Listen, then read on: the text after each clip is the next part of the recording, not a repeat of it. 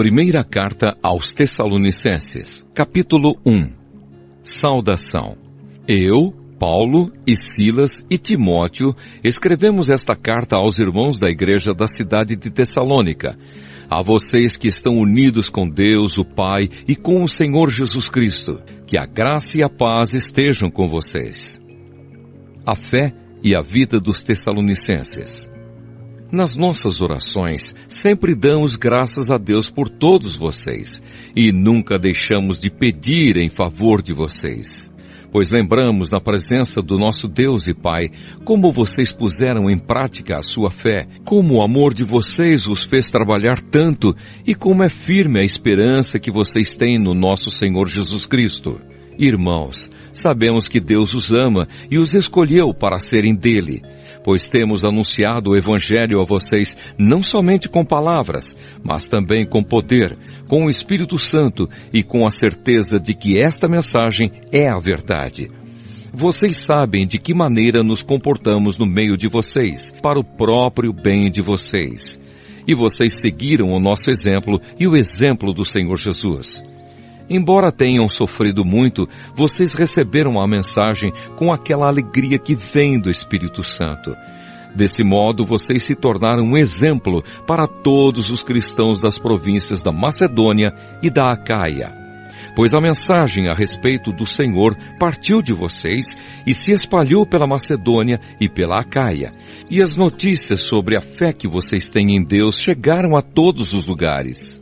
Portanto, sobre isso não é preciso falarmos mais nada. Todas as pessoas desses lugares falam da nossa visita a vocês e contam como vocês nos receberam bem e como vocês deixaram os ídolos para seguir e servir ao Deus vivo e verdadeiro. Elas contam também como vocês estão esperando que Jesus, o Filho de Deus, a quem Deus ressuscitou, volte do céu.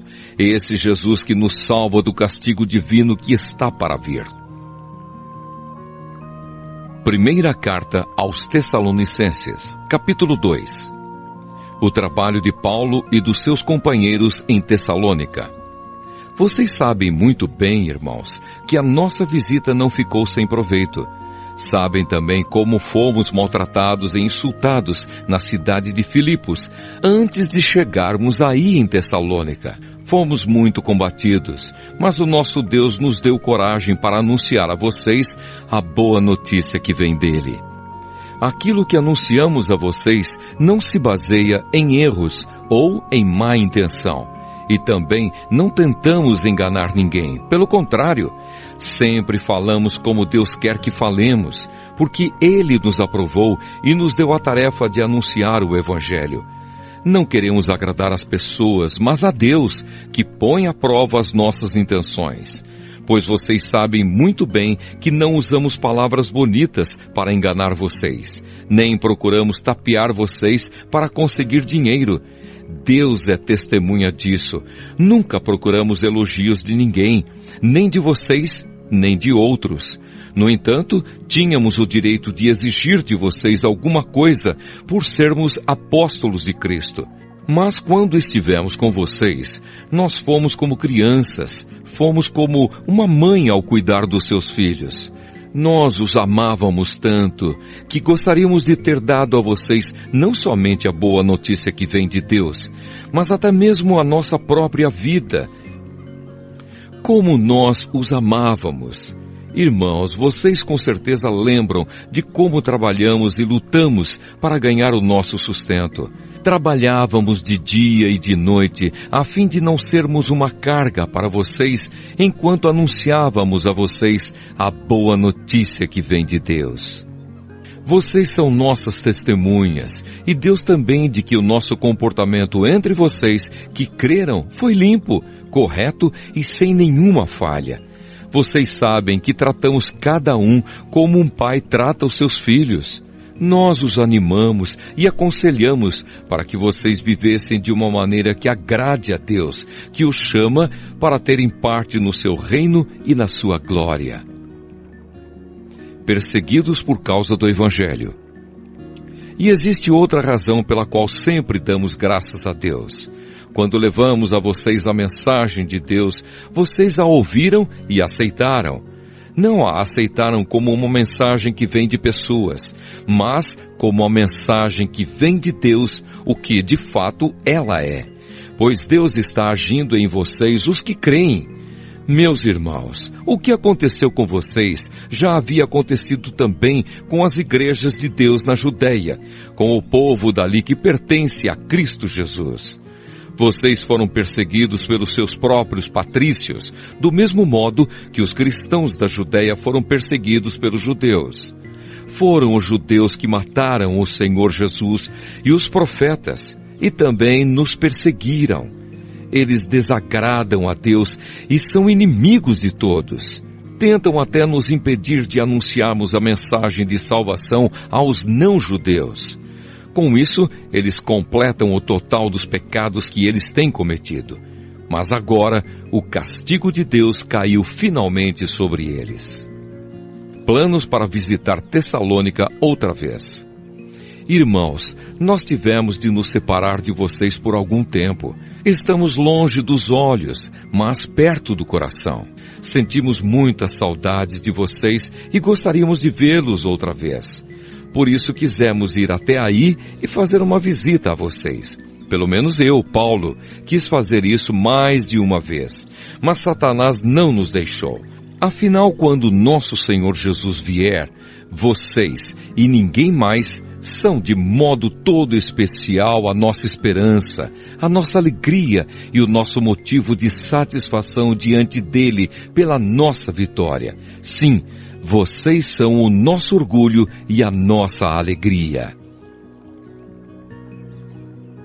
Primeira carta aos Tessalonicenses, capítulo 3. Então não pudemos aguentar mais sem ter notícias de vocês. Por isso, Silas e eu resolvemos ficar sozinhos em Atenas e enviar a vocês o nosso irmão Timóteo. Ele tem trabalhado conosco no serviço de Deus, anunciando o Evangelho de Cristo. Nós o enviamos para animar e ajudar vocês na fé, a fim de que ninguém fique desanimado por causa das perseguições.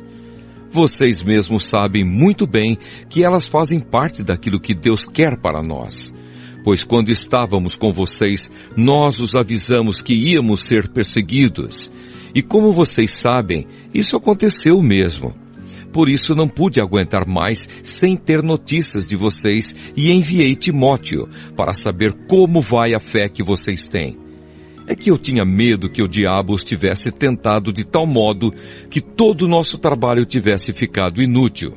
Agora Timóteo já voltou daí de Tessalônica e nos trouxe boas notícias a respeito da fé que vocês têm em Deus e do amor que vocês têm uns pelos outros. Ele nos contou que vocês sempre lembram de nós com carinho e que têm tanta vontade de nos ver como nós temos de ver vocês. Assim, irmãos, em todas as nossas dificuldades e sofrimentos, o que nos animou foi a fé que vocês têm. Agora nós nos sentimos com mais vida, porque sabemos que vocês continuam a viver firmes por estarem unidos com o Senhor. E assim podemos dar graças a Deus por vocês. Agradecemos a alegria que temos diante do nosso Deus por causa de vocês. Dia e noite pedimos a Ele de todo o coração que nos deixe ir vê-los pessoalmente para podermos completar o que ainda falta na fé que vocês têm. Que o próprio Deus, o nosso Pai e o nosso Senhor Jesus preparem o nosso caminho para podermos ir visitar vocês. Que o Senhor faça com que cresça cada vez mais o amor que vocês têm uns pelos outros e por todas as pessoas, e que esse amor se torne igual ao nosso amor por vocês. Desse modo, Deus dará força ao coração de vocês, e vocês serão completamente dedicados a Ele e estarão sem culpa na presença do nosso Deus e Pai, quando nosso Senhor Jesus vier com todos os que são dele. Amém. Primeira carta aos Tessalonicenses, capítulo 4. A vida que agrada a Deus. Finalmente, irmãos, vocês aprenderam de nós como devem viver para agradar a Deus. E é assim mesmo que vocês têm vivido. E agora pedimos e aconselhamos.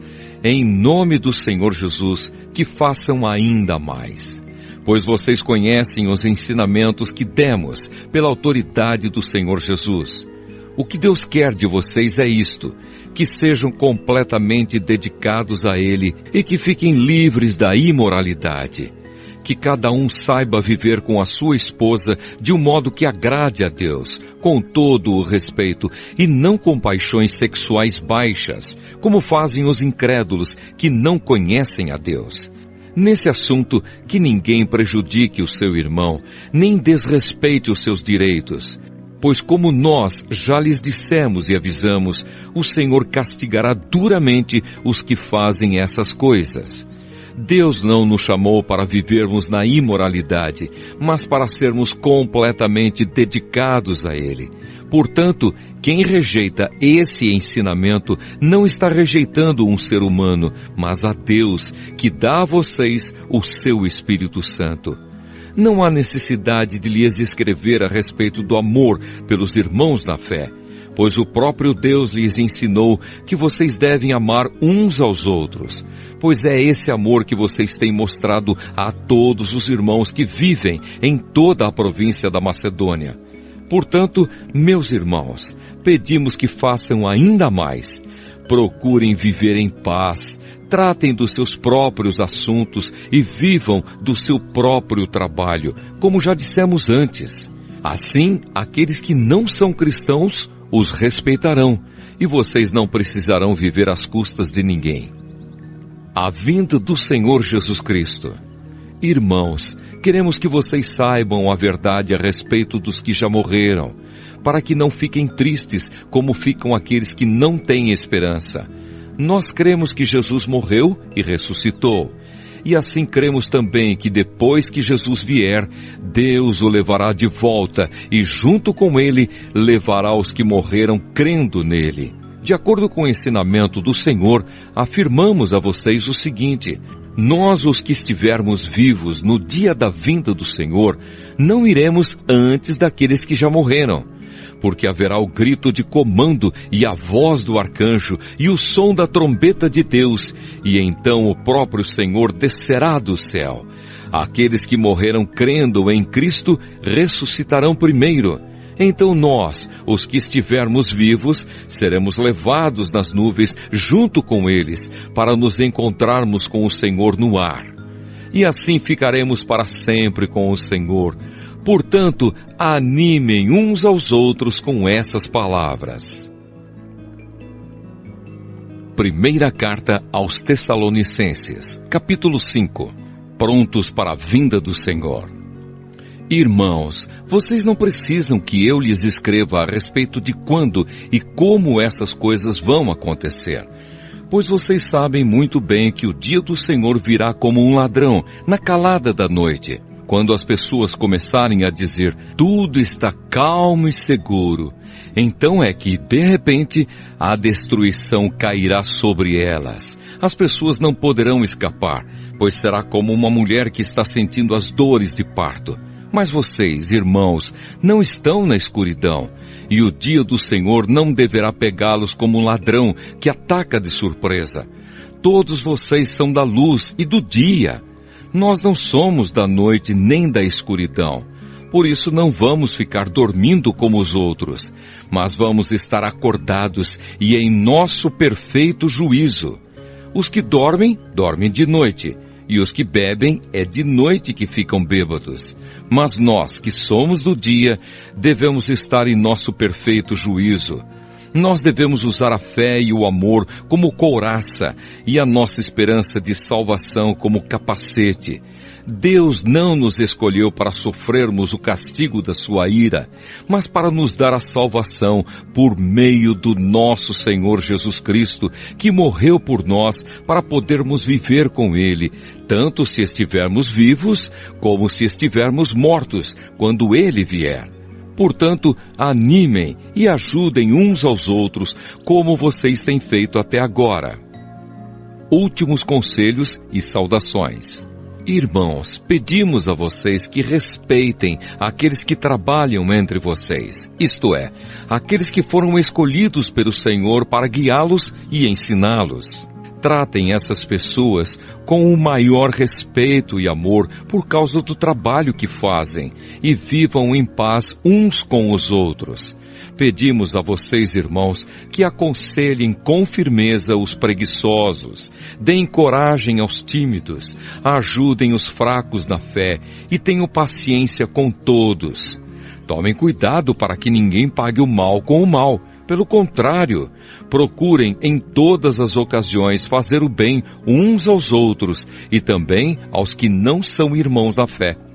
Estejam sempre alegres, orem sempre e sejam agradecidos a Deus em todas as ocasiões.